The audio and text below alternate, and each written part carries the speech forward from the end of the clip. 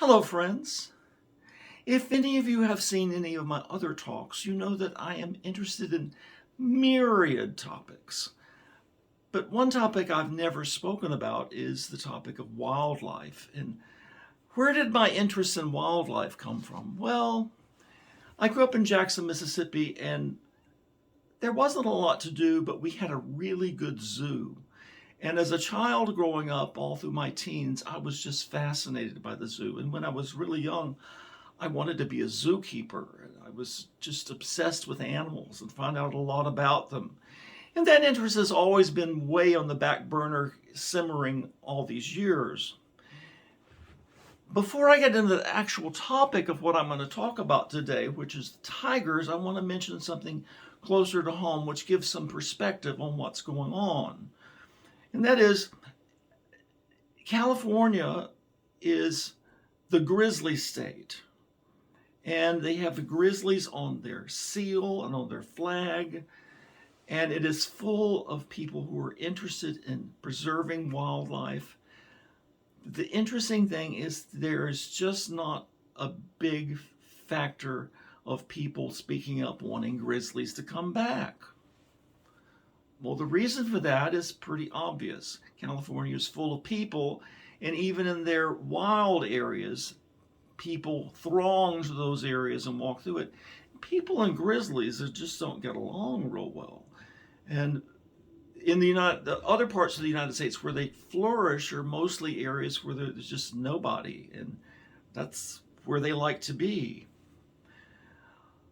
In the old days, when our ancestors were growing up, we thought of these as monsters. They really were. I mean, if you were out in the woods and a tiger or a lion or a big bear came along and you didn't have any means of protecting yourself, you'd be their dinner.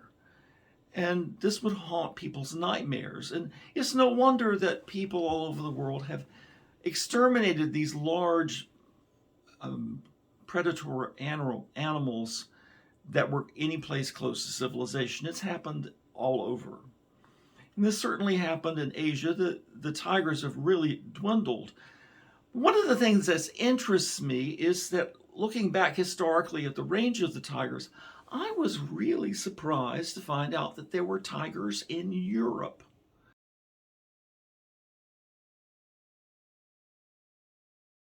Now, this just never occurred to me.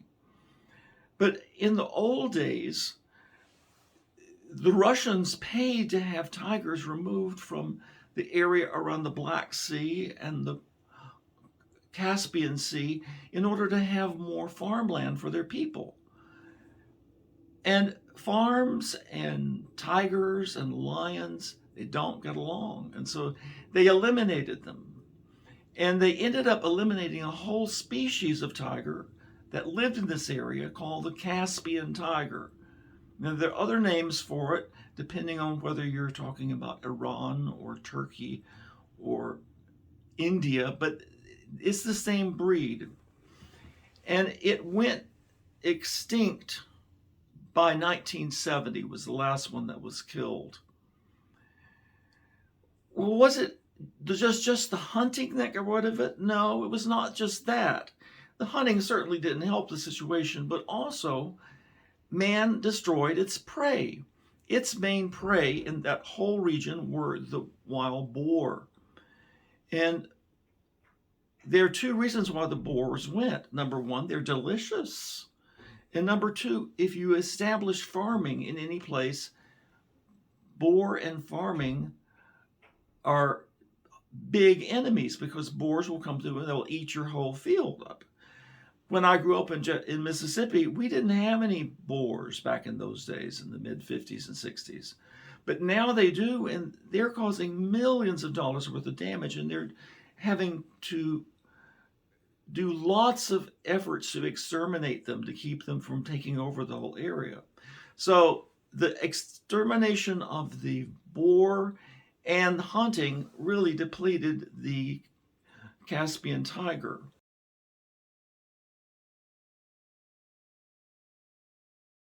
Now, one interesting thing is that they're now planning to reintroduce it. Now, how could you reintroduce a Caspian tiger that is extinct? Well, scientists have looked at the DNA, and the DNA is really, really similar to that of the Siberian tiger. As an aside, I will say I've always found it was really strange to think that there were tigers in areas that were like Alaska, but that's where they were. So they could move this Siberian tiger to an area in Kazakhstan that is wilderness and reintroduce it to its natural range. Now, why Kazakhstan? Well, it's because Kazakhstan is the largest landlocked country in the world. It's really big. And it's very empty. There are large areas where there aren't people. And because of that, they have big areas where they could put a big animal like that and allow them to start multiplying and create a new wonderful habitat for animals. Now, before I get through with this, I will talk about a couple other things about big cats. One thing that I didn't realize until recently was how widespread leopards were. I thought that leopards were just African, because that's where you see it when you're watching nature shows. It's always in Africa, but they have spread all the way across, all the way up to Korea. A lot of places, of course, they've been diminished. They're introducing them to India. But one of the interesting things is they're reintroducing the Persian leopard, which is from the area just east of India, west of India, to Europe. They're introducing leopards to Europe. Well, actually, they have. They've moved them to some wilderness area in the Caucasus mountain area of Europe, close to the Black Sea. And they have enough wilderness area there because it's so mountainous that it's hard for people to live there, but the animals like it. I don't think we'll ever get lions back, but lions did live in Europe, and they were plentiful in Europe all through the Ice Age area up until about 1000 BC. And you still see them cropping up in Greek myths because it wasn't that long before that the lions were still there. But mankind pretty much eradicated them. But lions were also all the way up through Europe historically.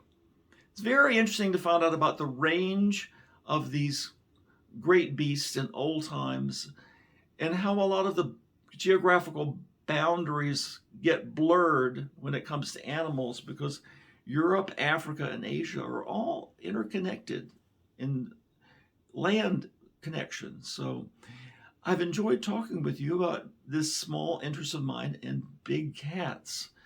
I hope that you have a good day. Thank you very much.